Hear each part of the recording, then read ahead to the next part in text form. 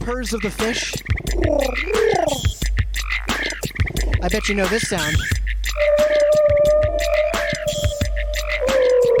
Let's sample it. I cut out basically digitally what I want to hear again, and then I can loop it, and I can put it on a keyboard or a pattern sequencer with buttons that launch these sounds and play them like instruments. And I effectively take the melodies and weave them back together in a way that is from the ecosystem, but reinterpreted through my musical ear. And so a lot of my work now is not about just saying, here's what I've done with these sounds, but encouraging people to say, hey, what's your gateway into nature? And if you'd like, let's go outside and we can experience it directly from the source. This is Life's Tough, Explorers Are Tougher, and I'm your host, Richard Weiss. Scratch the surface of an explorer and you'll find an adventure and a great story. This show is about their tales. This podcast is a proud supporter of the Explorers Club and the EC50 Initiative, 50 people changing the world that the world needs to know about. For more information, go to explorers.org. Welcome to Life's Tough, Explorers Are Tougher, in association with the Explorers Club. I'm Richard Weiss, and I'd like to welcome you wherever you are. There's a saying in life, if you do what you love, then you will never work a day in your life. And I think part of the issue with that is many of us like to do things that we think there's no way anybody would actually pay us to do this. Well, joining us today is Ben Mirin, who maybe has a different opinion about that. He is a beatboxer and a wildlife DJ. Hey, Ben. Hey, Richard. Thank you for having me on. I really appreciate it. Yeah. So what is a wildlife DJ? It's a label I came up with early in my career because for the longest time, I loved music and I loved nature, but they occupied separate spaces in my life. And after I graduated college, I had a journalism degree. I was interested in storytelling and media. I went out into the world and realized that no matter where I went, these two things were always part of who I was. And so I decided to try to combine them. And when I moved to New York City, I couldn't hear birdsong outside my window. But I had all of these loop stations, pattern sequencers, different digital music tools that I could use to sample birdsong so I could hear it in my bedroom. And it was initially just an innocent personal experiment, but because I had studied birds for so long, I had a lot of information about what these sounds meant. And when I started performing this stuff either on YouTube or live in various shows around Brooklyn, Queens, Manhattan, people were really interested in it. And I was surprised because they said, yeah, the beat's cool, but what's that sound? What does this voice mean? Tell us about the ecology, the natural history. And so suddenly I had all of this ammunition to communicate science through music. And I labeled this being a wildlife DJ because admittedly it sounds catchy, but it also is something that just captures this idea of being a communicator who shares science in a different way. But I mean, just to give people an idea of where this kind of crazy notion or experiment has taken you, I know you've spoken at the UN, you've spoken at the Explorers Club, you got one of their awards, the Explorers Club 50 people who are changing the world that the world needs to know about. You're right now at the Cornell School of Ornithology. So this idea of combining music and birds was unique enough that a lot of people have bought into it. Yes. Well, I think it reveals something that was already there. You know, we have this innate connection with nature that anchors us in more fundamentally in the human experience. And music is another piece of human nature that I think bridges the gap when we don't always feel as close to nature as we could. So one of the greatest privileges, and I think, so this is something that E.O. Wilson told me in passing. And then again on stage, he had that incredible ability to just drop truth bombs, as you well know. He said, the greatest joy of following your passion is the community you build through the process. And when I started doing this, I met all these other nature-inspired musicians, as well as learned about nature-inspired musicians across history. And so suddenly I wasn't just alone in my bedroom. I was part of a legacy and part of this constant work to rebuild and reshape our relationship with the natural world. So I'm certainly not the only one to do it. All of us do it a little bit differently. Um, but yeah, I think that's really why it's built momentum is it gives us something that we already had in a new way, and But Ben, people you can bring up recognize that. E.O. Wilson, who I had the privilege of knowing as well. Mm. You did you speak to him up at Harvard? I think that's where he was based. Yeah, I didn't see him at Harvard. I spent a lot of my childhood in Cambridge, but I actually met him at the IUCN World Conservation Congress in 2016. I was DJing there. I was performing at this global conservation summit, and I was still pretty new to the scene. And at one point, just he was sitting next to me in a crowd for a talk, which was You pretty know, for pretty those of unbelievable. you who don't know who E.O. Wilson is, I believe he coined the term biodiversity, but and he was a zoologist from Harvard. But interestingly enough, his main focus was ants. And if you ask him, or he's passed since, how that came about, really it was born out of really isolation and hurt. He was sent to a military school as a kid who which he hated, and he said he'd just sit in the woods, he'd stare at an anthill, and he became fascinated with ants. So for you, the young Ben Mirin growing up in Massachusetts, probably wearing a Red Sox cap and having people with wicked accents around you, Yeah, um, how did that music bird journey begin? I was 3, and my mom got me a book on penguins, and all 19 species were in there. And I couldn't read, but I memorized them by what they looked like. And there is video evidence of me as a toddler um, running around the house. And then my grandmother would ask me, "Hey, Benny, tell us about the penguins you know. Tell us about the chinstrap penguin." And I would go, "King penguin. Ah, ah, ah, ah." I would just make the sounds. Um, It's a good and penguin, by the way. I like yeah. that. Well, when you study it professionally, your standards get pretty high. So it's nice to know that you think it's good. I'm always like, I wish I had the same, uh, the syrinx of a songbird, so I could truly imitate things. But it just took off from there. I would watch ducks in the park. I would go to the Boston Aquarium to look at the rockhopper penguins. This just goes to show you that no matter where you are, there's some kind of nature that you can appreciate. I spent a lot of time in New York City in my early career, and on a personal level, felt like there wasn't enough nature around me. But I would never say that the nature in New York is not amazing. There's still a lot of incredible biodiversity hiding in the cracks in the pavement. You just got to know where to look. Sounds like you had sort of mentors or at least people who loved you close by. So what was Yeah. your childhood? Was it a musical one? Both my parents are psychiatrists, so you can imagine how many questions they must have asked about what I was doing. But they've been incredibly loving and supportive. It's an academic family. Everybody, I now have my PhD. My brother's about to get his, and my parents are both medical doctors. So a lot of education in the house. Our mission is to empower the next generation of explorers. If you like this podcast, please recommend it to a friend and have them join the expedition. I think the curiosity is what helped them really recognize that this is something special, and we're just going to let him do this. Um, but I had to figure it out on my own because I didn't have any biologists in the family. My grandmother was, but she didn't have as an immediate effect on like my career path. So I would often go to birding clubs, and I would be the youngest person there by at least 3 decades. And um, it took me a while to find my place in that community, and music ended up being the pathway. The majority of these singers are Madagascar magpie robin.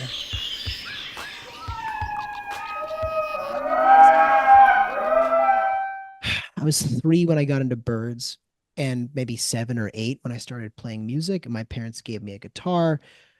I could tell early on, everyone probably could tell early on, that I was just fascinated by sound. And I heard Eric Clapton, and just my heart stopped. And I just said, I have to be able to make that sound. So I started practicing music. I started beatboxing around the same time. I remember watching kids' cartoons on Saturday mornings and imitating the theme song back at the screen. And it was just a natural thing for me. I feel at this point that if someone plays music, I can feel it in my heart, but the hips just don't move. And if there's any stereotypes that I've created, man, I am just like, just Oh, sitting. I am the oh worst man. dancer. So this is where I have to say I'm having a little bit of a man crush or love or admiration for what you do, because I just feel like it's something I wish I could do and I appreciate it, but I just know it's not within me. So Oh, but I mean, I'm grateful for the crush because this music does not exist without an audience, right? You are still part of that equation, and if it reaches your heart, I feel like I've done my job, and it's an honor to be there. hey, Ben, I have a silly question about birders, twitchers, as they're called. Hmm. And I've been around many, and I've been enough places in the world where I've seen people see things that they've been just dying to get on their life list. And for those of you who don't know what a life list is, the great thing about birding is you collect bird names without actually taking the birds. And so my question is, I know this life list thing is everybody's badge of sort of honor. How do you know they're not cheating on that? How do people not cheat? Yeah. The Lab of Ornithology now has this app called eBird that's been around for a few years now.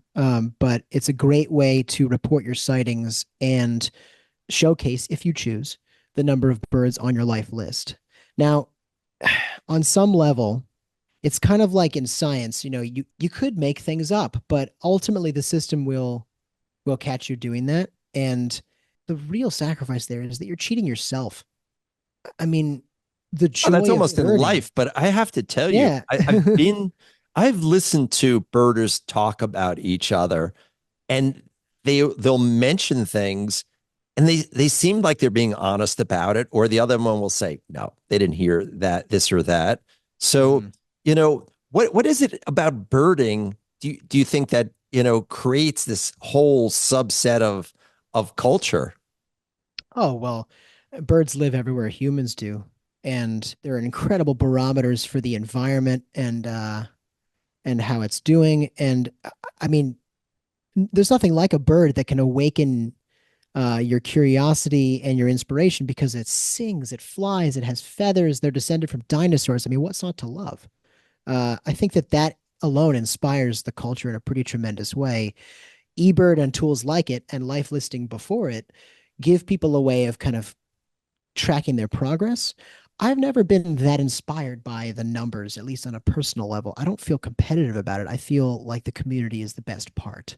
And just being able to go out with anybody, no matter how many birds they've seen, and look at something new that stuns us both, or to look at something as simple and familiar as a northern cardinal and see that blast of red color through this on a snow-covered branch in winter. I'm sure you've seen it before, I Richard. have, It's I it's a have. classic New England sight, and that never gets old. I mean, that's just you need nothing more in life I than sort of just to like see seeing that. birds of prey. There's something that I really like about birds of prey, though. Mm, Of recent, if I can share a bird sort of dream with please. you, if we're being Yes. honest here, Uh-huh. I would like to befriend a crow. I understand crows are incredibly smart, Oh man, me and too. they'll actually give you twigs, all that other stuff. So I would actually like to befriend a bird, if the truth be known, a Yeah. crow. You and me both. Let me know how it goes because I think I'd like to have a starling because they're very intelligent and incredible mimics. If you search Europeans starling on Instagram or any social media, you'll find a lot of videos of people with starlings. And the fortunate thing here is that at least in the US, they are so common and invasive that as long as you're not taking starlings from the wild, no one do that. Please leave the birds alone. But I've seen folks who've rescued starlings who then are not able to return to the wild because of a variety of factors. And in that case, they end up taking care of them. And in those circumstances, the birds end up socializing with the people around them and making sounds that they would never really make in the wild. And they can even imitate human voices like dead on. So, again, not endorsing catching birds for entertainment. Please don't do that. But in some situations, you may be able to appreciate how a properly acquired and cared for bird can really change your life. So So, what is yeah. the dream bird that you would like to see? C. Um, can we say here as well? Because Wherever or here. I Here, yeah, I know you're more audio. Yeah, sure. yeah, being an Ivory acoustic bill, biologist. woodpecker. What is that you want to say? Well, Oh wow, it that would one that I got you too excited. That's even yeah. beyond. Well, if I could go back in time, I would love to hear an ivory-billed woodpecker. Um, Now I've done a lot of work in Southeast Asia. My PhD was based on field work I did in Indonesia, um, and the helmeted hornbill is the sound of the Bornean rainforest. It is the jungle's heartbeat, and I can try, and you can let me know how this comes through. Um, it's one of I keep a list of birds I can imitate to my standard, which is not the normal one because I can do like throwaway bird imitations that might sound avian to the general public, but this is, and I hope I'm building it up now. I hope it comes through. This is the helmeted hornbill sound. It goes.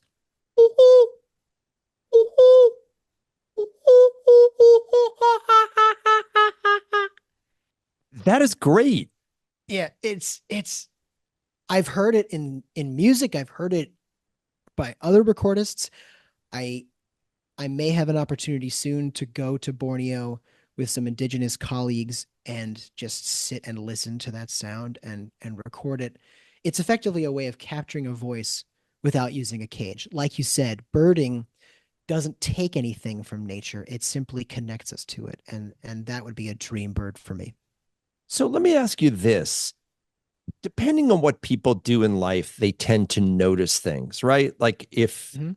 if you're in the market to buy a car, all you do is hear car ads all the time, right? Because it sort of Right. goes to you. Or if you're a builder, you notice houses. If you're a geologist, you go and you see road cuts. I know for me, my father was an airline pilot and he knew celestial navigation, but he also knew a lot about weather.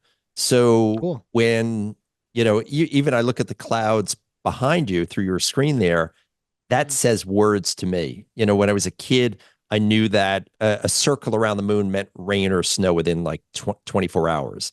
So Okay. when I walk outside, I do mostly now I'm hearing leaf blowers, which is annoying as all hell.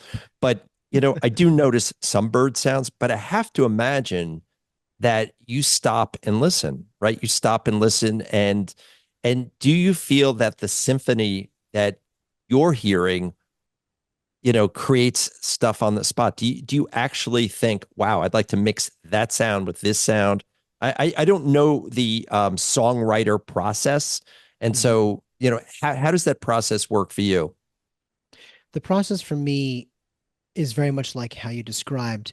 As a musician, I hear things and I can immediately wrap a beat around what I've just encountered. And sometimes the beat is in the sound itself. You'll hear a lemur call, jump off of a tree, and snap the twig, which will then tumble into the ground and splash into the water. And all of those sounds produce a kind of aleatoric, like improvised sequence of sounds that happens to be musical. And that's how I make my samples is I listen to these field recordings I gather and wait for a musical moment.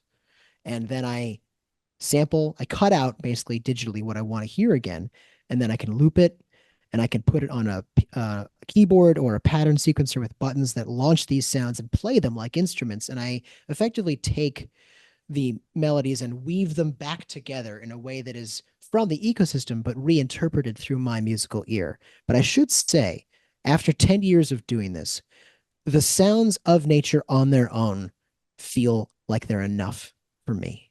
And they are perfect. They are tuned by millions of years of evolution. And it's our responsibility to tune into nature. And so a lot of my work now is not about just saying, here's what I've done with these sounds, but encouraging people to say, hey, what's your gateway into nature? And if you'd like, let's go outside and we can experience it directly from the source. So, Ben, I feel a little like Simon Cowell on America's Got Talent when, Sure. he always says, so what's the dream? What is the dream? I want to build a world where we can use creativity to make conservation more inclusive. Music was my gateway into becoming a scientist at one of the most renowned places for studying birds in the world. And I didn't think for the longest time that I deserved to be here. But the issues that we are facing right now, biodiversity loss, climate change, and the cascading effects that they have on our species and others, compel us to find as many solutions as we can right now. We need all hands on deck.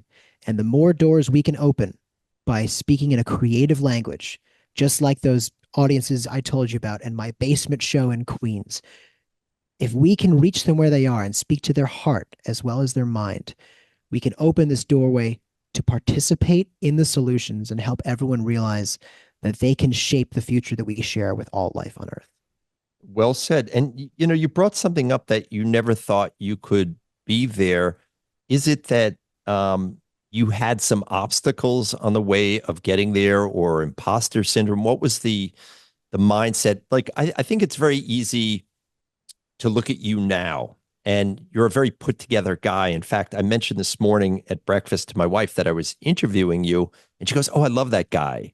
Right. And That's that's a nice. very universal feeling. I maybe it's not good to be loved by everybody. I always say if you want to be loved by everyone, be vanilla ice cream.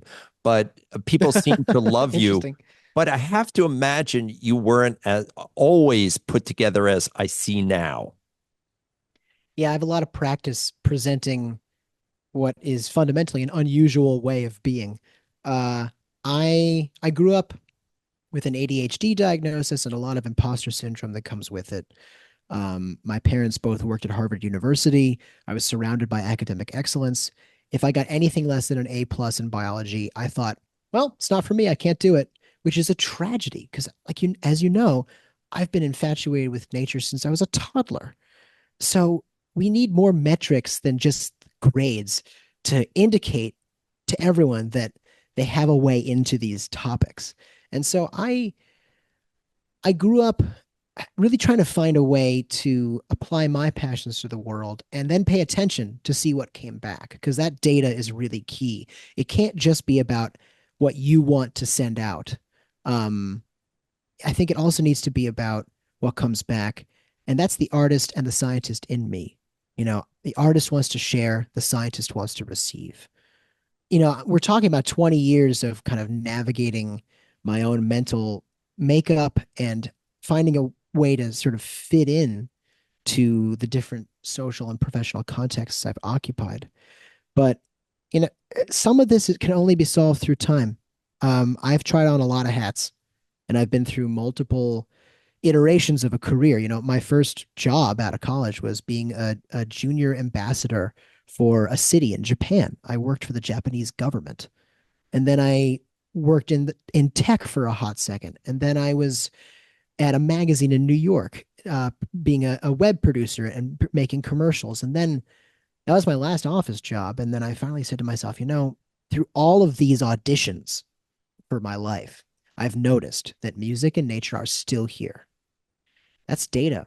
I got to pay attention to that because if I really want to be myself and leverage the inherited privilege that I've received both personally and systemically towards making the world a better place, I got to play this winning hand in favor of what I love. Like you said at the very beginning of this conversation, you know, it's a privilege and an incredible opportunity to pursue what you love. And ultimately, I think we need to build more of a culture around that idea so that it's more accessible for different types of people because not everyone has the resources to take the leap of faith that I did. And I'm very proud of having taken the leap. And I just want to lift while I climb and help other folks do the same, particularly folks who may not have access to everything I've enjoyed. I'm hearing a little of that story for the first time. Hmm. Anybody were to look at your life, if you were an ambassador in Japan, you probably spoke Japanese, your parents were at Harvard, and yet there was something within you that felt you weren't good enough or that you were, you mentioned that imposter syndrome. Yeah. I Still have got it, by the okay, way. well, you still have it. Okay, well, go away, imposter syndrome, because you're not an imposter. I Thanks. have three kids in high school, and I Hmm. see that so many kids, they'll see a finished product like yourself or any Yeah. other scientist that we interview here. What is that bit of advice on finding their path or at least navigating the sort of down periods? Because Yeah. it's happening for them for the first time, so they don't have the experience of knowing, what happens next. Enjoy the journey. Um, I am far from a finished product, and particularly getting a PhD helped me really appreciate the work in progress. I kind of fantasize what I'll be like when I'm 80 and how many things I'll know that I don't know right now. But we grow up in a culture of intense societal pressure to produce and perform, and social media does not help. The sliver of a window we get into everyone's life where everything looks like it's amazing and successful, that is nonsense. There is so much more to life that is both beautiful and painful. And the pain helps us appreciate the good times. And it's all part of the same journey. If you can detach yourself from this idea that you have to do such and such by a certain age, or that you have to be relevant, if you find the things that give you meaning and awaken your curiosity, the world may not meet you in that moment. You may not receive accolades, awards, recognition, money. And I say these things cautiously because, again, I come from a place where I was able to prioritize this growth and I didn't have a family to feed. I didn't have massive amounts of debt. Uh, you know, so let's take this all with a grain of salt and recognize where I'm coming from. It may not be the same place someone else comes from. But nevertheless, I think we could do everyone a service in our society by taking the pressure off of them to make up who they are and put it out there immediately. If you don't have an idea for a world changing nonprofit at age 19, that's okay. Like, give yourself the time and the ideas will come to you. That's again where the artist and the scientist meet. Here's what you want to give. The world tells you what it wants to give back. Listen, take some time. And if you can, surround yourself with people who love you and see things for you that you maybe can't see for yourself. Ben, you mentioned that you were dealt a winning hand in life, but hearing all this, I feel very confident to say that we, humanity, was dealt a winning hand when they dealt you Ben Mirin. Ben, thank you so much for being Wow. part of this. I really enjoyed the conversation, and Thank you, Richard. you're wonderful. Keep growing. I can't wait to see what the finished product is. Thank you very much. I appreciate your kind words and the chance to share my slice of life with you and our audience here today. So I hope it's received well, and I look forward to learning what other people take away from it. You got it. I hope you enjoyed our podcast. Now we have a little favor to ask. We'd really appreciate your support, so make sure to leave us a 5-star review and hit that subscribe button so you'll never miss another episode. See you out on the trail.